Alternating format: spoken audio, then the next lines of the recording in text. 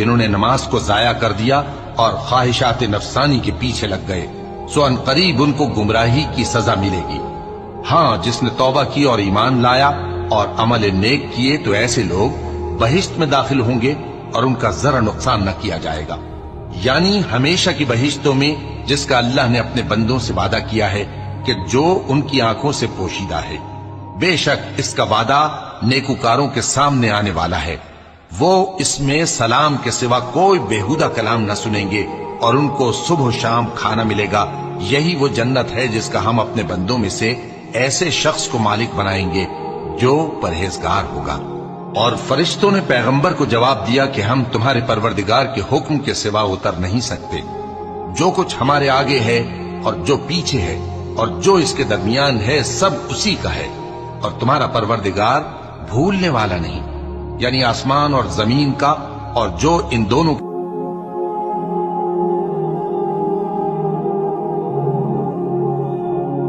اور جب ہمارے فرشتے لوط کے پاس آئے تو وہ ان کے آنے سے غمناک اور تنگ دل ہوئے اور کہنے لگے کہ آج کا دن بڑی مشکل کا دن ہے۔ اور لوط کی قوم کے لوگ ان کے پاس بے تحاشا دوڑتے ہوئے آئے، اور یہ لوگ پہلے ہی سے انتہائی بےہودہ حرکتیں کیا کرتے تھے۔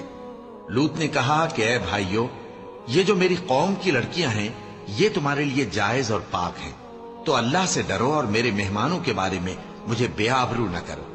کیا تم میں کوئی بھی شائستہ آدمی نہیں؟ وہ بولے، تم کو معلوم ہے کہ تمہاری ان بیٹیوں کی ہمیں کچھ حاجت نہیں، اور جو ہماری غرض ہے اسے تم خوب جانتے ہو۔ لوط نے کہا، اے کاش مجھ میں تمہارے مقابلے کی طاقت ہوتی، یا میں کسی مضبوط قلعے میں پناہ لے لیتا۔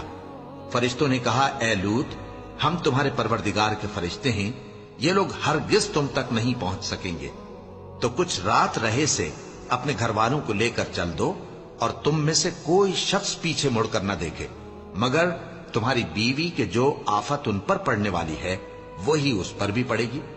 ان کے عذاب کے وعدے کا وقت صبح ہے، اور کیا صبح کچھ دور ہے؟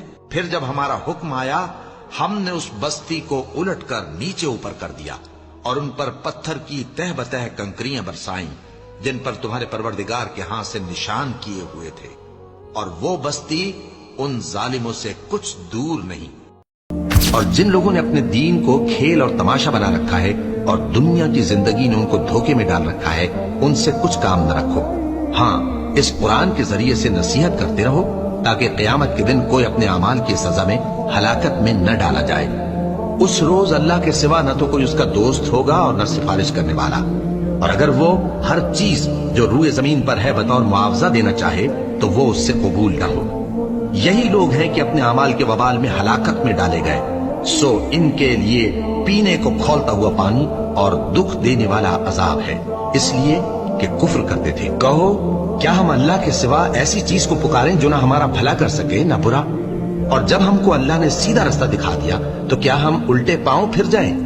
پھر تو ہماری ایسی مثال ہو جیسے کسی کو جنات نے جنگل میں بھلا دیا ہو اور وہ حیران ہو رہا ہو، اور اس کے کچھ رفیق ہوں جو اس کو رستے کی طرف بلائیں کہ ہمارے پاس چلا۔ کہہ دو کہ رستہ تو وہی ہے جو اللہ نے بتایا ہے، اور ہمیں تو یہ حکم ملا ہے کہ ہم اللہ رب العالمین کے فرما بردار بنیں۔